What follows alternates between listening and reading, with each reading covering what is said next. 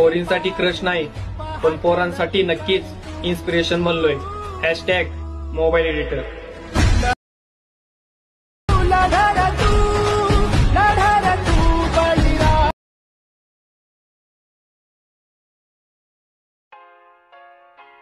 स्वागत आहे मित्रांनो आपल्या अजून एका इंटरेस्टिंग व्हिडिओमध्ये. तर मी SY क्रिएशन अजून एक स्पेशल व्हिडिओ घेऊन आलेलो आहे.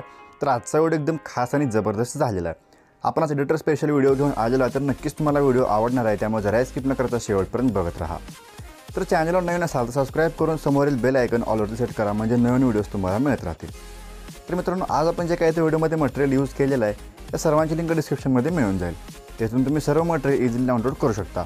तसंच आपण जे काही बीट मार्क आणि शेक इफेक्ट यूज केलेले आहेत याची लिंक डिस्क्रिप्शनमध्ये मिळून जाईल.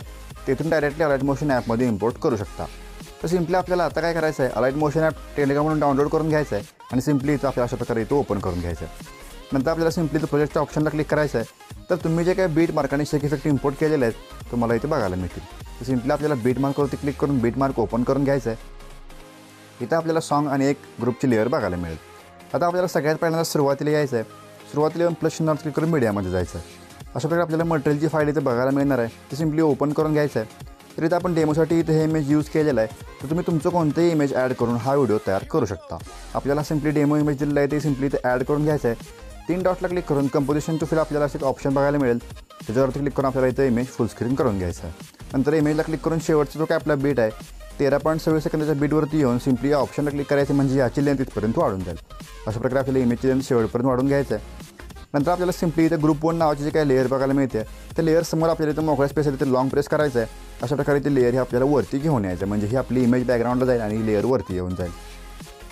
आता आपल्याला सिम्पली ॲरोवरती क्लिक करायचं आहे आणि 3.28 जो काय आपला बीट आहे त्या बीटला येऊन सिम्पली आपल्याला इमेजला क्लिक करून सिम्पली या स्प्लिटच्या ऑप्शनला क्लिक करायचं आहे, म्हणजे आपल्याला इमेजचे 2 पार्ट करून घ्यायचे आहेत. पुन्हा पुढच्या ॲरोवरती क्लिक करून 7.20 सेकंदाच्या बीटला येऊन पुन्हा आपल्याला इथे स्प्लिट करून घ्यायचं आहे आणि शेवट आपल्याला 11.14 सेकंदाच्या बीटला येऊन इथं आपल्याला इमेज स्प्लिट करून घ्यायचं आहे. असं आपल्याला टोटल इमेजचे 4 पार्ट करून घ्यायचे. तर आपण इमेज 4 पार्टमध्ये डिवाईड करून घेतलेला आहे. आता आपल्याला पुन्हा एकदा ग्रुप 1 समोर लॉंग प्रेस करून सगळ्यात वरती ही ग्रुप 1ची लेअर घेऊन येईल. अशा प्रकारे इथं ग्रुप 1ची लेअर सगळ्यात वरती येऊन जाईल. आता आपल्याला सिम्पली काय करायचं, त्यातून बॅक निघून आपल्याला शेक इफेक्टला ओपन करून घ्यायचं आहे.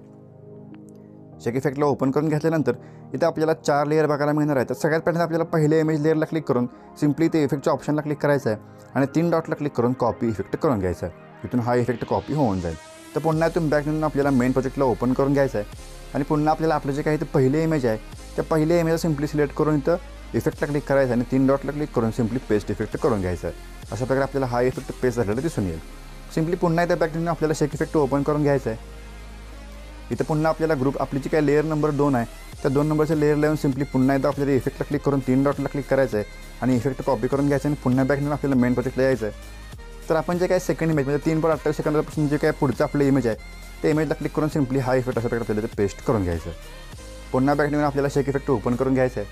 तर आपली जी काही 3 नंबरची लेअर आहे त्या लेअरला येऊन सिम्पली आपल्याला पुन्हा एकदा इफेक्ट कॉपी करून घ्यायचं आहे आणि आपल्या मेन प्रोजेक्टला ओपन करून घेतल्यानंतर आपली जी काही 3 नंबरची इथली लेअर आहे म्हणजे 7 सेकंदापर्यंत आपली जी काही लेअर आहे त्याला क्लिक करून सिम्पली इथे ही आपल्याला इफेक्ट पेस्ट करून घ्यायचं आहे आणि पुन्हा इथं बॅक आपल्याला शेक इफेक्ट ओपन करून घ्यायचं आहे आणि आपली जी सगळ्यात शेवटची लेअर आहे त्या लेअरला क्लिक करून सिम्पली इफेक्टला क्लिक करून 3 डॉटला क्लिक करायचं आणि कॉपी इफेक्ट करून घ्यायचं आहे आणि पुन्हा आपल्याला बीट मार्क ओपन करून आपली जी काही सगळ्यात शेवटची लेअर आहे त्या सगळ्यात शेवटच्या लेअरला आपल्याला हा इफेक्ट सिम्पली इथे पेस्ट करून घ्यायचा आहे.